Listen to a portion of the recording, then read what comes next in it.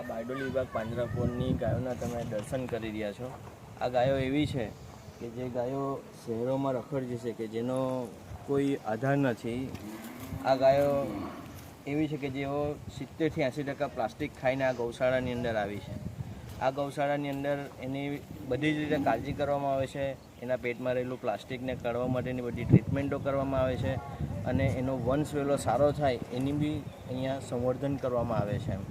આ ગાયને તમે જોઈ રહ્યા છો। આ ગાય અમે રાતના વલવાડા પાસેથી અમે રાતના 1:30 વાગે એને કેરી કરીને અહીંયા ગૌશાળાની અંદર લાવ્યા હતા।